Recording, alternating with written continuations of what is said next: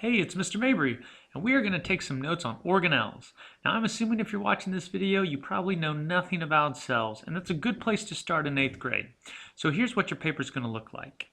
Let me open up. This is what you see on Desire to Learn for your Organelles Notes page.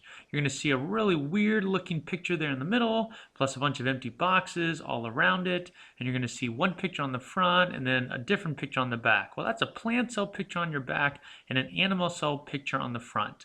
What I'd like you to do right now is take your notebook, it's faced this way, flip it sideways, draw a circle, all right size in the middle, and realize you're going to be writing stuff all around this circle, and eventually you're going to be coloring stuff and filling stuff in on the inside so it looks like this. Okay, so pause it, then we'll be ready to go. Here we go. Let's start with cytoplasm. Cytoplasm is the cell soup. So what I want you to do is off to the side, so here's your circle right here, just write the word cytoplasm somewhere, and right next to it write the word cell soup. And what cytoplasm is, it's just all the stuff that everything floats on in the cell. So see all this clear stuff in this picture, all this weird tannish stuff, that's cytoplasm. Cyto is a root word meaning cell, and plasm means goo. So it's the cell goo, the cell soup. That wasn't so hard. Let's learn another one. Let's talk nucleus. Go ahead and draw something weird that looks like this inside your circle, and that's going to be your nucleus. You're leaving little gaps right here because these are holes for stuff to go in and out for the nucleus. You're going to draw a bunch of stringy stuff like here, like this, yeah, all this weird stuff that's DNA. And you can throw a couple weird lumps in there that you're going to learn about in high school. The big deal for the nucleus is that it's the control center for the cell. And that's where the brain of the cell, it runs all the operations. It's like the principal of the school. So this is our Dr. Todd of the cell, this thing right here. Not too bad. Let's do another one. Oh, cool. We got a real picture of the nucleus. Check it out. Little holes and stuff right here. There's your DNA. Your picture probably looks way cooler than that one. There's another picture of the nucleus. These pictures are to remind you that the nucleus is really 3D. It's not just a flat circle, but it's a sphere because a cell is a 3D object. Okay, let's talk about ribosomes, or as students from last year like to call them, ribosomes. Ribosomes are these little black dots. So just take your pen or pencil and just go dot, dot, dot, dot, dot. And just, scatter them all across the cell, just like you see in this circle right here. And then draw an arrow off to the side, write the word ribosomes, and you're going to write ribosomes makes parts. That's the job of a ribosomes. They make stuff for the cell. They're little factories. And you're either going to find these ribosomes scattered throughout like chocolate chips, or you're going to find them attached to these weird fern-like looking objects, which we need to learn about next. So there are your weird ferny-like objects. And maybe you don't think it looks like a fern to you. It looks to me like a tree. Like, look, I'm a tree. I'm an endoplasmic reticulum. But there it is on the cell right there. An endoplasmic reticulum is actually a piece of this cell membrane that just gets folded and wrapped inside itself, inside the cell. And there's a lot of different things the endoplasmic reticulum does. For 8th grade, we're just going to be worried about the fact that endoplasmic reticulum helps transport things. And that's why we have it highlighted in yellow right here. We could have a smooth endoplasmic reticulum right there, or we could have a rough endoplasmic reticulum. And rough just means it's filled with these little tiny black ribosomes that are attached to it. So you're going to probably want to pause the video, go ahead and draw those into your cell. And don't worry, all ribosomes look weird. So however you draw it, I bet it's great. So transportation for endoplasmic reticulums.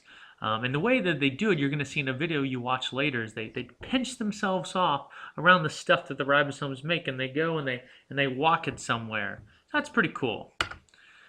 There's a picture of one in real life, not near as cool as yours. Okay, let's talk cell membrane. Cell membrane is simply the wrapping around the cell. It goes all the way around the cell right here, all the way around, all the way around. Notice in this picture it is a double line, so go ahead and add an extra line to the circle you drew. And the main thing we want to remember for cell membrane is it regulates what goes in and out. I like to say a cell membrane is a bodyguard saying, hey you got an ID? All right, you can come in. Hey you, get out of here. That's the cell membrane. We're going to learn a lot about the cell membrane next week, so I don't want to spoil all the surprises. Next, lysosomes. Lysosomes are awesome. Draw them as just a big old dot on your picture, and then you can write off to the side the lysosomes digest waste. And the way they do it is totally awesome. They come along these big spheres, and then they go, whoo, and they suck around you. It's like, hey, maybe this pen right here isn't supposed to be here, and it's like da da da da da da da da da da da da, and it eats the pen from the inside with these digestive enzymes in the middle. It's just really cool. I love lysosomes. Mitochondria. Mitochondria are these really weird things that are like circles with these funky squiggles in the middle. And you're gonna draw a bunch of these. Look, there's one here and one here and one here. So just draw 3 or 4 of them throughout your cell. And the key thing to remember about mitochondria is they are the powerhouse of the cell. Oh, power! We make the energy for the cell. And we're going to learn that the energy that it makes for the cell is something known as ATP. Now, ATP is a magical word. It's not going to get unpacked for you completely in 8th grade, but you just need to remember ATP is energy. Things like those Snickers candy bar commercials. You know, Snickers, energy. This is like the Snickers of the cell. Actually, the ATP is the Snickers, so the mitochondria is like the 7-Eleven of the cell. It supplies the energy. Love mitochondria. That's what one looks like close up. There's a real picture of it. This one is the image you always find on a Google image search. It's got blue goo and two different layers of membranes on the inside, and it's got some special DNA. It's got all sorts of special things. But for 8th grade, we're just going to remember, hey, mitochondria, you're cool because you make energy. Okay. Let's start talking about vacuoles. Now, everything we've talked about to this point can be both in plant and in animal cells. Now, vacuoles, they can be in some animal cells, but they really get a lot of the credit for being in plant cells. And usually plants have a big old vacuole. I mean, it takes up the majority of the space of a cell, way more space than the nucleus takes up. And so, I mean, you can see here, this looks like a huge water balloon. And you can see the key here is storage for water and nutrients. It's like the garage of a cell. So I would like you, and see, there's an animal cell. It's got some little vacuoles. That's cute. Now now look at that though. It's a real image of a plant cell. Look at all that space. That's all a central vacuole that's probably filled up with water. It's awesome. So here's a picture I'd like you to draw for the plant cell. You should pause the video. Let's go ahead and draw this. It's easy to draw. You're going to see stuff you already recognize. There is a nucleus right here, and there's some endoplasmic reticulums right there. And there's your mitochondria. There's 1, 2. It looks like a hot dog with ketchup and mustard on it. And there's your vacuole. So go ahead and draw this picture on your next page. Let's label that stuff I just pointed at, and label this your vacuole and put storage for water and other nutrients. Okay.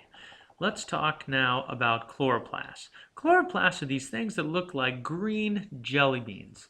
And what you want to remember for chloroplasts is they are the solar panel of the cell. It's where photosynthesis occurs.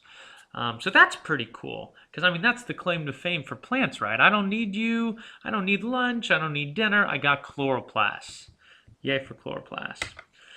There's a close-up picture, there's a real picture of chloroplasts. You can see not only do they do photosynthesis, but they have green donuts, which are awesome. I wish I had green donuts. And finally, our final organelle we're going to write down for these notes, it's unique to plants, and that is the cell wall. It's this thick coating on the outside of the cell, and it protects it and gives it structure. So back on this drawing you did, why don't you go ahead and label this thick coating right here. We're going to call that the cell wall. All right. So there's a big picture of animal and plant cells. You don't need to draw it all. You're going to notice all sorts of neat things I never talked to you about. Golgi apparatuses, cilia, nuclear envelope, nucleolysis. But you know what? You got 10 of the most important organelles, and that's going to be enough for us now to get ready for our anatomy awards. That's right. You get stuck with one of the organelles, and you have to convince me that your organelle is more important than the rest. This is a good starting place for you, but you're going to need some more information. I look forward to hearing what you come up with. Thanks.